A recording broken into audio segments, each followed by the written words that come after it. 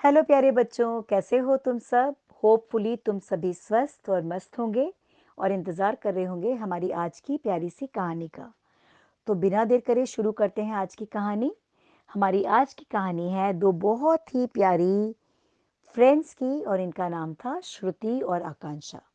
ये एक ही कॉलोनी में रहती थीं और एक ही स्कूल में जाती थीं और इन्होंने अभी-अभी एक नए स्कूल में एडमिशन लिया था। ये दोनों ही क्लास सेकंड में थीं और जब ये अपने स्कूल जाती थीं तो साथ में टिफ़िन शेयर करती थीं और खेलती थीं, बातें करती थीं, पढ़ती थीं, सब कुछ साथ-साथ करती थीं। जब ये लोग नए स्कूल में गईं तो इन्होंने एक चीज़ ऑब्ज़र्व की कि इनकी क्लास में एक स्टूडेंट है जिसका नाम है पप्पू। और वैसे तो उस बच्चे का नाम राहुल है, पर लोग चिढ़ाने के लिए, सारे बच्चे चिढ़ाने के लिए उसको पप्पू पप्पू, पप्पू पप्पू डब्बू ऐसे कह के चिढ़ाते हैं। टीचर्स भी आती हैं तो इस बच्चे को हमेशा पनिशमेंट देती रहती हैं। कभी वो उसे सीट से नीचे यानी कि ज़मीन पर बिठा देती थीं, कभी क्लास के बाहर बिठा देती थीं, कभी होमवर्क न करने के लिए उसे थप्पड़ पड़ जाता था, कभी डाँट पड़ती थी और ये बच्चा सब कुछ सुनता रहता था। ये पप्पू डब्बू हमेशा बहुत शैबिली ड्रेस्ड अप होता था, कई बार उसके कपड़े भी गंदे होते थे, शू भी अच्छे से शाइन किए हुए नहीं होते थे और श्रुति और आकांक्षा अक्सर सोचती थीं कि इनकी मम्मी इसकी केयर क्यों नहीं करती, क्यों नहीं इसे अच्छे से ड्रेसअप करके भेजती और ये हमेशा इतना शैबिली ड्रेस्ड अप होता है। जब टीचर्स उसे डाँटती थीं, मारती थीं और फ्रेंड्स उसका मज़ाक उड़ाते थे, तो उन्हें बहुत बुरा लगता था और ये बच्चा हमेशा इंटरवल टाइम पे अकेला बैठा रहता था और टिफ़िन भी नहीं लाता था। तो श्रुति और आकांक्षा से ये देखा नहीं कि उन्हें बहुत जानने की इच्छा हुई कि ये ऐसा क्यों है? ये अपना होमवर्क टाइम पे क्यों नहीं करता? उन्हें ये भी लगा कि उन्हें इसकी मम्मी से मिलना चाहिए और बताना चाहिए कि इसे रोज़ ह पनिशमेंट मिलता है। आप इसकी रोज़ डायरी चेक किया करो, इसका होमवर्क चेक कराया करो। इस बच्चे को रोज़ वहाँ क्लास स्कूल में पनिशमेंट मिलती है। एक दिन इंटरवल टाइम पे जब ये बच्चा अकेला सीट पर बैठा था तो श्रुति और आकांक्षा अपना टिफिन लेकर उसके पास पहुंच गई। अब उन्हें भी उसका यही नाम याद था, पप्पू डब्बू। तो वो पप्पू डब्बू से बोली, पप्पू डब्बू, तुम यहाँ अकेले क्यों बैठे हो और तुम टिफिन क्यों नहीं लाते? तो पप्पू डब्बू ने कहा, मैं अब टिफिन नहीं लाता क्योंकि मेरे सारे फ्रेंड्स मुझे चिढ़ाते हैं। बहुत मासूमियत से पप्पू डब्बू ने ये बात बोली। तो श्रुति और आकांक्षा ने पूछा, तो फिर क्यों चिढ़ाते हैं? तो उसने कहा, क्योंकि मेरी मम्मी रोज पराठे और अचार रख देती थी। बच्चे बोलते थे तुम हमेशा इतना बोरिंग और गरीबों वाला खाना लाते हो। देखो हम पिज्ज़ा लाते हैं, बर्गर लाते हैं, नूडल्स लाते हैं। वो मेरा टिफ़िन लेकर मेरी हंसी उड़ाते थे, इसीलिए मैंने टिफ़िन लाना ही बंद कर दिया। तो श्रुति को और आकांक्षा को ये बात बहुत बुरी लगी। उन्हें बहुत गुस्सा आया दूसरे बच्चों पर कि वो इस तरह से किसी के टिफ़िन का मजाक कैसे उड़ा सकते हैं। श्रुति और आकांक्षा की मम्मी ने तो हमेशा सिखाया है कि हर किसी की रिस्पेक्ट करो। कभी किसी को किसी भी चीज़ के लिए किसी का मजाक उड़ाना यानी ईश्वर का मजाक उड़ाने जैसा है। उन्हें बहुत गुस्सा आया कि क्लास के और बच्चे पप्पू डब्बू का ऐसे मजाक उड़ाते हैं। उन्होंने पप्पू डब्बू से कहा कि चलो आज तुम हमारा टिफ़िन शेयर करो ना। और पप्पू डब्बू को अपने साथ बिठाकर उन्होंने अपना टिफ़िन पप्पू डब्बू से शेयर करा। उन्होंने कहा, तुम अपना होमवर्क क्यों नहीं करते? तुम पढ़ाई क्यों नहीं करते? तो पप्पू डब्बू ने कहा, मुझे कुछ भी समझ नहीं आता। क्लास में जो भी पढ़ाई होती है मुझे कुछ समझ नहीं आता। उन्होंने क्या क्या तुम मुझे हमें अपना एड्रेस दोगे? पप्पू डब्बू ने अपना आई कार्ड आगे बढ़ा दिया। उसमें से श्रुति और आकांक्षा ने एड्रेस नोट कर लिया।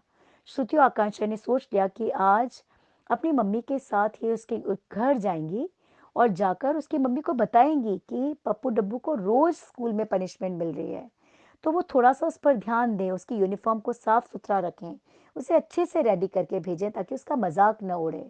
वो हर वक़्त पनिशमेंट में बैठा रहता है और हर वक़्त टीचर्स उसे डाँटती हैं, कई बार थप्पड़ भी मार देती हैं।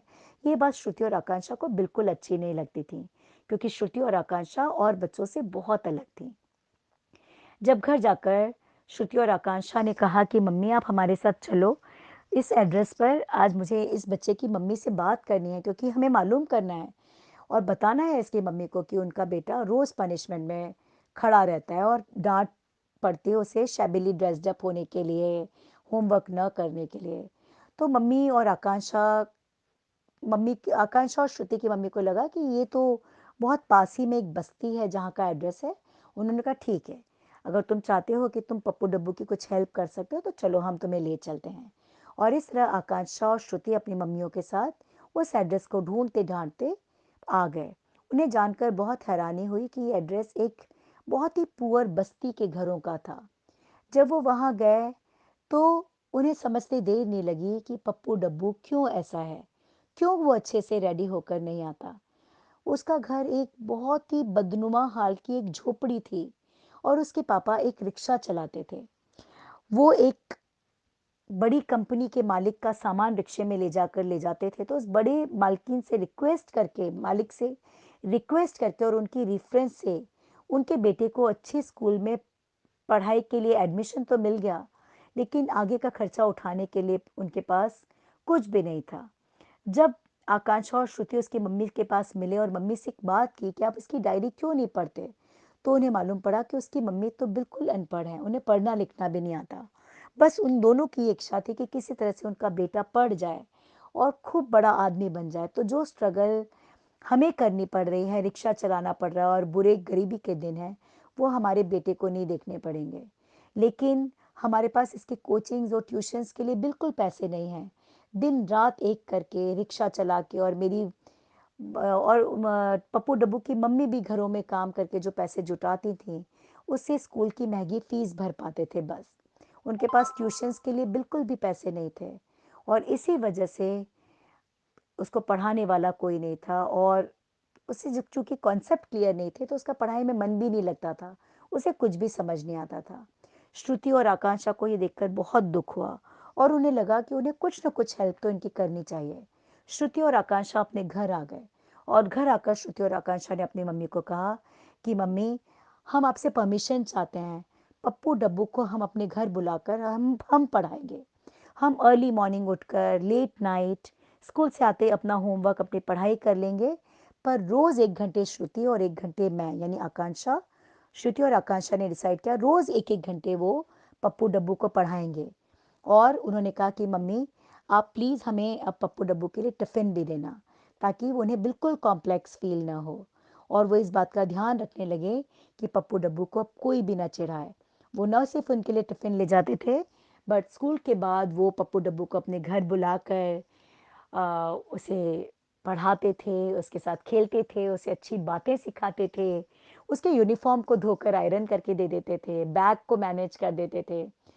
श्रुति और आकांक्षा ने तो जैसे ठान लिया कि वो अब मिलकर पप्पू डब्बू को एक स्टार स्टूडेंट बना देंगी, ऐसा स्टूडेंट जिसके लिए सब कोई रिस्पेक्ट करेगा, जिसको हर कोई रिस्पेक्ट करेगा, स्टूडेंट्स भी, टीचर्स भी जिसको बहुत प्रेज करेंगे, क्योंकि उस पप्पू डब्बू के पेरेंट्स का यही तो सपना है कि वो एक बड़ा आदमी बन जाए।